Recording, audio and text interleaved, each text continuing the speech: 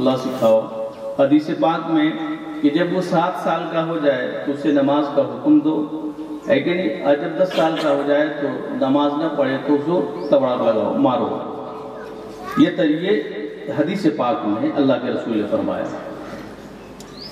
اب یہ کہ بچوں پر جو نابالغ ہیں، جو نابالغہ ہیں، ان پر وضو فرض نہیں ہے، مگر اس کو وضو کرانا چاہیے تاکہ اسے مسائل معلوم ہو اور وضو کرنے کا طریقہ آ جائے۔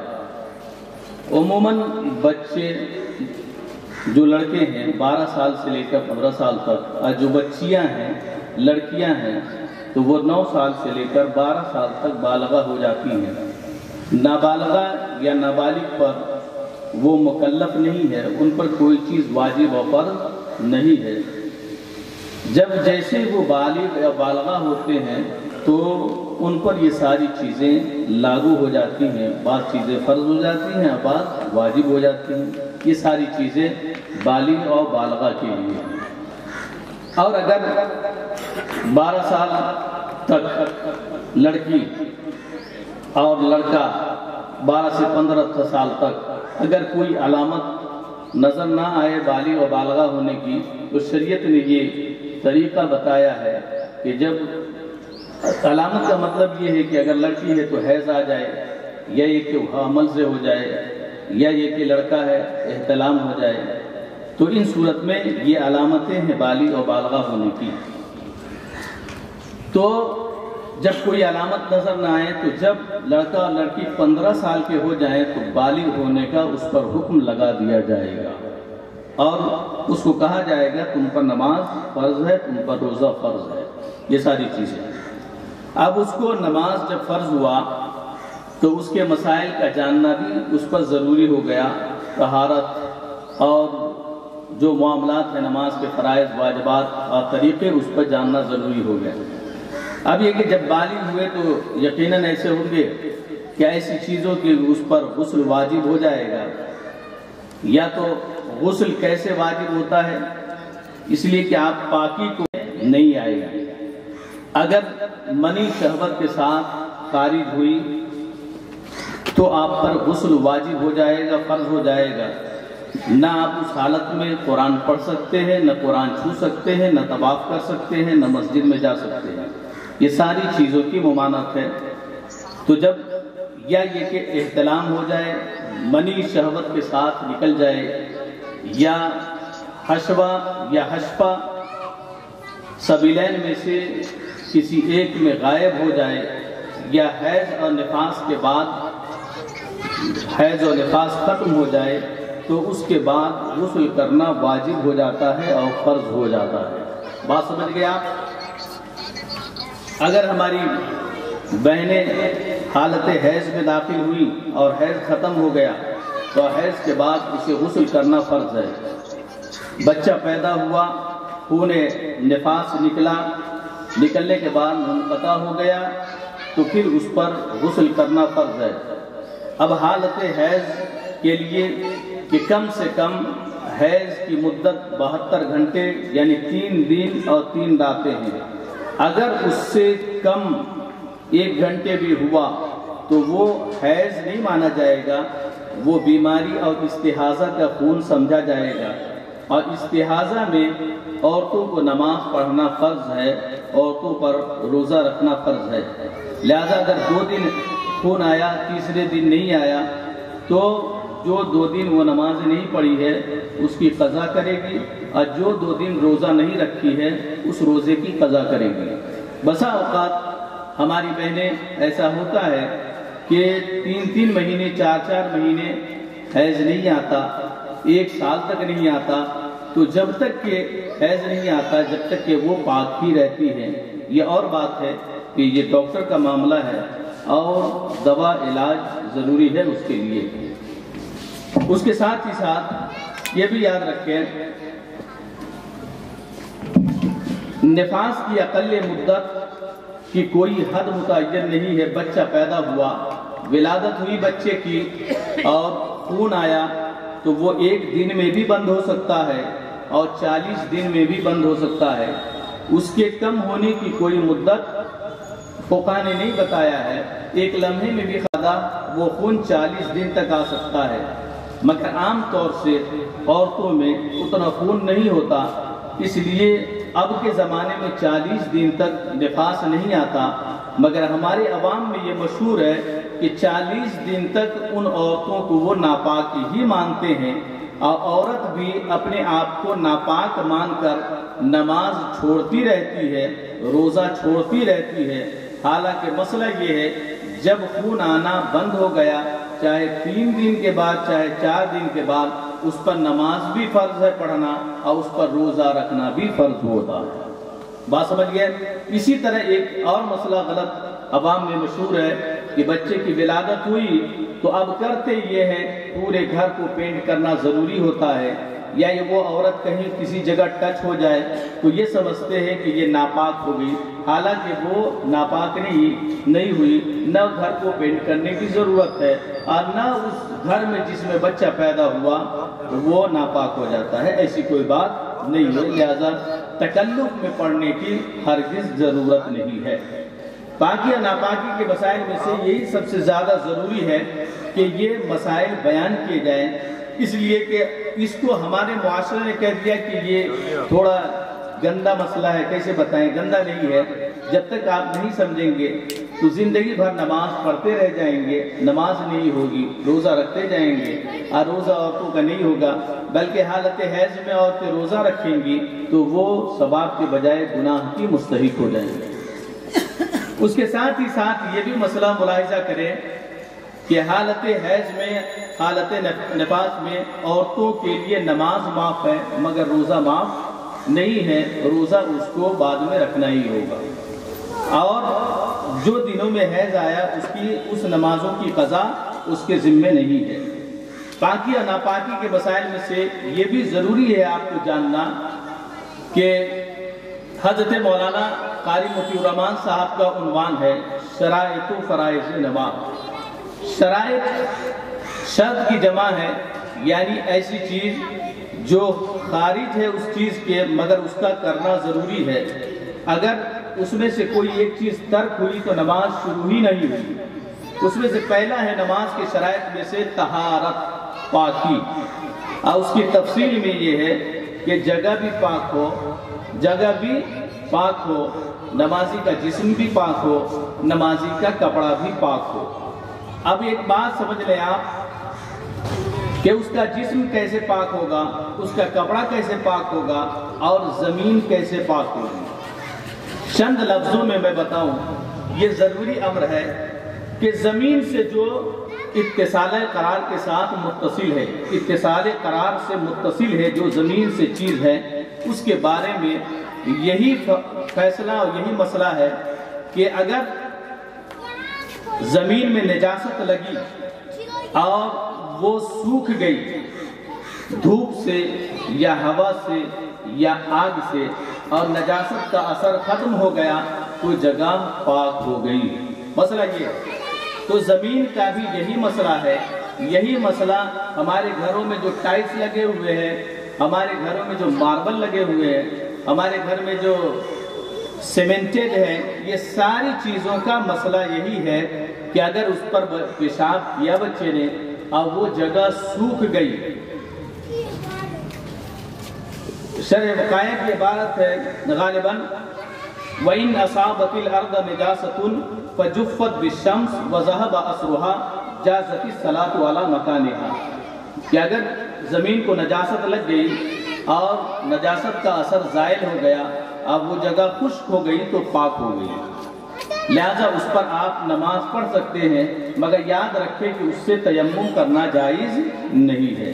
لہذا زمین کیسے پاک ہوگی آپ نے اس کو سمجھ لیا، مگر احتیاط کا یہ تقاضا ہے کہ ٹائلز ہو، ماربل ہو تو اس پر 1 2 مرتبہ 3 مرتبہ پوچھا بھی لگا دیں تاکہ بالکل کنفرم ہو جائے کہ آپ کی جگہ پاک ہو گئی ہے۔ ایسے حدیث میں ہے کہ پاک ہو جاتی ہے جگہ حضرت عبداللہ ابن عمر کی روایت میں، لہذا یہ کنفرم ہی ہے، اور کنفرم یہی ہے جو محمد رسول اللہ صلی اللہ علیہ وسلم نے ارشاد فرمایا ہے۔ اب آگے دیکھیں کہ اس کے جسم کا پاک ہونا ضروری ہے، نمازی نجاست ہے، پخانہ ہے، گوبر ہے، خون ہے، تو آپ اس کو اتنی مرتبہ دھولیں کہ اس کا اثر بو رنگ ختم ہو جائے تو آپ کا کپڑا پاک ہو جائے گا۔ مگر یہ کہ اگر وہ پیشاب ہے اور اس میں نہ آپ کو پتہ چل رہا ہے پیشاب کر دیا بچے نے آپ کی لنگی میں، اب وہ سوکھ گیا، نہ بو ہے نہ رنگ ہے کچھ نہیں، اس کے بارے میں شریعت نے یہ حکم دیا ہے کہ اس کو 3 مرتبہ دھولے۔ کتنی مرتبہ؟ اگر کسی نے پیشاب کر دیا یا خود اپنے چند قطرات گر گئے، میں یہ بھی بتاؤں گا کہ کتنا ہوگا تو دھلنا فرض ہوگا، واجب ہوگا، ہے نا؟ تو اگر کسی نے بچے نے پیشاب کر دیا آپ کی لنگی پہ، تو اب اس کے دھلنے کا حکم یہ ہے کہ اس کو 3 مرتبہ اچھا سے دھولے اور تینوں مرتبہ اتنی زور سے نچوڑے کہ پھر کوئی اگر وہ نچوڑے تو پھر ایک قطرہ بھی پانی نہ گرے، تب آپ کا کپڑا پاک ہوگا، ورنہ پاک نہیں ہونے والا۔ مگر ساتھ ہی یاد رکھیں کہ اگر نل کے نیچے آپ دھل رہے ہیں تو نچوڑنا ضروری نہیں ہے۔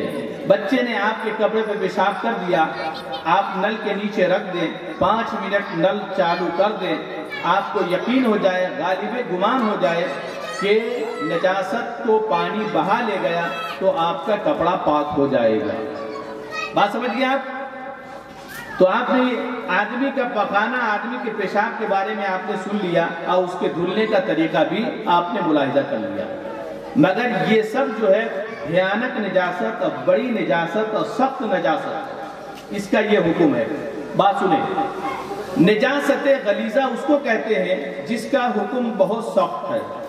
اس کا حکم سخت اس لیے ہے کہ اگر وہ کپڑے میں بدن پر 1 درہم کے برابر لگ جائے یا 1 درہم سے زیادہ یا 1 درہم سے کم یا 1 درہم کے برابر، تینوں کا مسئلہ الگ الگ ہے۔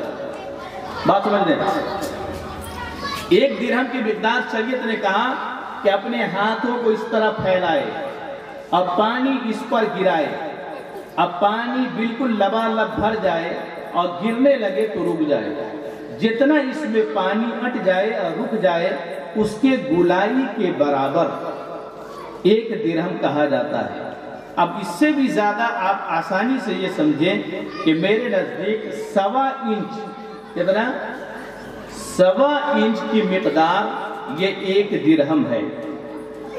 1.25 انچ 1 درہم ہے، تو 1 درہم کے برابر اگر کسی کو نجاست غلیظہ لگی، یعنی آدمی کا پخانہ لگا یا پیشاب لگا یا جانور کا جس جانور کا گوشت کھایا جاتا ہے، جیسے بیل ہے، بھینس ہے، گائے ہے، بھینسا ہے، بکرا ہے، بکری ہے، اونٹ ہے، نیل گائے ہے، ان سب کا پاخانہ نجاست غلیظہ ہے۔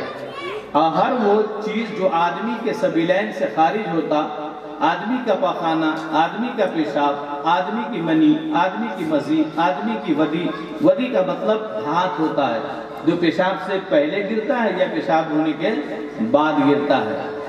اسی طریقے سے چھپکلی کا خون یہ بھی نجاست غلیظہ ہے، کتا کا، اسی طریقے سے لومڑی کا، کتا کا لعاب بھی نجاست غلیظہ ہے، نجاست غلیظہ۔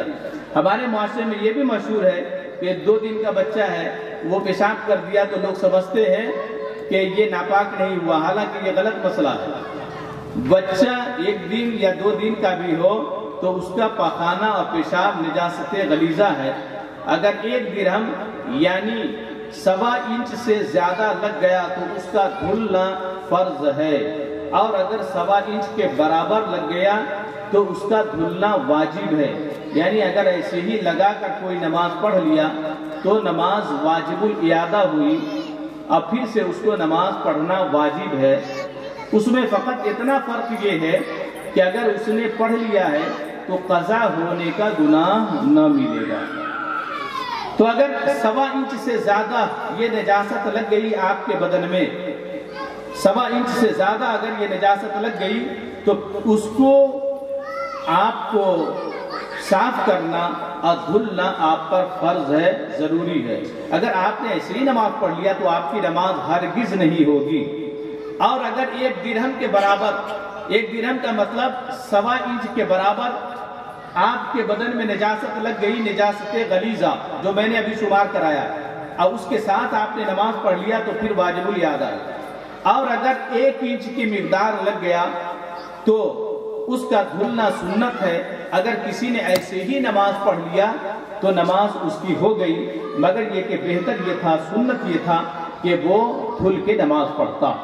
اس سے مسئلہ یہ بھی واضح ہو گیا کہ ہمارے وہ بوڑھے حضرات جن کو پیشاب کے بعد چند قطرے لنگی پہ گر جاتے، چند قطرے نہیں، 1 قطرہ اگر لنگی پہ گر جاتا ہے تو وہ سیدھے فوراً گھر چلے جاتے ہیں کہ میں ناپاک ہو گیا۔ کیا ہو گیا؟ میں ناپاک ہو گیا۔ حالانکہ مسئلہ ایسا نہیں ہے۔ اگر 1 بوند اگر اس کی لنگی پر پیشاب گر جاتا ہے تو اس کا دھلنا فرض بھی نہیں ہے، اس لیے کہ وہ 1.25 انچ سے کم بھی نہیں ہوتا، بلکہ آدھا انچ بھی نہیں جاتا 1 بوند پیشاب۔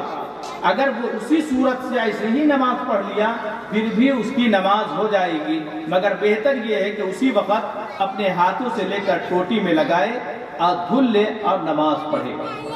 بہت سارے ایسے مسائل ہیں جن کی وجہ سے لوگوں کو معلوم نہیں ہے، نماز چھوڑے بیٹھے رہتے ہیں۔ ہمیں تو پیشاب کا قطرہ آتا ہے، ہمیں تو ہوا خارج ہو جاتی ہے، یہ سارا پرابلم بتاتے ہیں۔ حالانکہ ان سب کے لیے شریعت نے طریقہ آپ کو فراہم کیا ہے، آسانیاں عطا فرمائی ہیں۔ یہ نجاست غلیظہ کا حکم ہے کہ اگر 1 درہم یعنی 1.25 انچ کے برابر زیادہ لگ گیا تو اس کا دھونا فرض ہے، 1.25 انچ کے برابر لگ گیا تو دھونا واجب ہے، 1.25 انچ سے کم لگا تو اس کا دھونا سنت ہے۔ اگر ایسے ہی کوئی نماز پڑھ لیا پھر بھی نماز ہو جائے گی۔ یہ کس کے بارے میں؟ نجاست غلیظہ پیشاب کے بارے میں۔ مگر نجاست غلیظہ جو دلدار ہو، دلدار کا مطلب سوکھنے کے بعد نظر آئے، جیسے پاخانہ، آدمی کا، بچے کا پاخانہ لے لیجئے کہ بچے کا پاخانہ اگر کسی کے کپڑے میں لگ گیا تو کتنا مانا جائے گا؟ تو اگر نجاست دلدار ہے تو اس میں گولائی، لمبائی، چوڑائی نہیں لی جائے گی، بلکہ اس میں اس کا وزن لیا جائے گا۔ کیا لیا جائے گا؟ وزن لیا جائے گا، یعنی 3 گرام 61 ملی گرام۔ اگر پاخانہ بچے کا کسی کے کپڑے میں لگ گیا، 3 گرام 61 ملی گرام کتنا ہوگا معلوم ہے آپ کو؟ 11 گرام کا ایک تولہ ہوتا ہے، اور اسی طریقے سے 3 گرام بہت کم مقدار ہے۔ اگر 3 گرام 61 ملی گرام وزن میں جو درہم کا وزن ہے، اتنی نجاست اگر کسی کے کپڑے میں لگی ہے، بات سمجھ، تب 1 درہم مانی جائے گی، اور اگر اس سے زیادہ ہے تو اس کا دھلنا فرض ہے، اور اگر اتنی ہے یعنی 3 گرام 61 ملی گرام کے برابر ہے تو اس کا دھلنا واجب ہے، اور اگر اس سے کم ہے پاخانہ تو اس کا دھلنا سنت ہے۔ اگر ایسے ہی نماز پڑھ لیا پھر بھی اس کی نماز ہو جائے گی، مگر دھل کر نماز پڑھنا چاہیے۔ بات سمجھ گئے آپ؟ یہ ہمارے عنوان کا پورا ہو گیا معاملہ۔ اب چند 2-3 باتیں یہ بتا دوں جو ضروری ہے کہ کتا اگر کسی کے بدن میں سٹ جائے تو وہ ناپاک نہیں ہوتا ہے، اگرچہ کتا بھیگا ہوا ہو۔ بسا اوقات آدمی فجر میں جاتا ہے، جاتا رہا، کتا پیچھے سے سٹ گیا، وہ پھر چلا جاتا ہے گھر، کیا ناپاک ہو گیا، اب جا کر نہانا ہی پڑے گا اس کو۔ تو نہانا نہیں ہے، بلکہ کتا اگر بدن میں سٹ جائے تو ناپاک آپ کا بدن نہیں ہوگا، آپ کا کپڑا ناپاک نہیں ہوگا، دھلنے کی کوئی ضرورت نہیں، اگرچہ کتا بھیگا ہی ہوا ہو۔ لیکن اگر آپ نے دیکھا ہے کہ نجاست سے اٹھ کر آیا ہے، نجاست میں پڑا ہوا تھا، ابھی آیا، اس پر میرے بدن میں ٹچ ہو گیا، تو جتنی دور میں وہ گیلا کیا ہے اتنی دور کا دھلنا ضروری ہے، اتنی دور کا دھلنا ضروری ہے، اس کو دھل کے آپ نماز پڑھ لیں۔ بات سمجھ رہے؟ یہ ضروری مسائل۔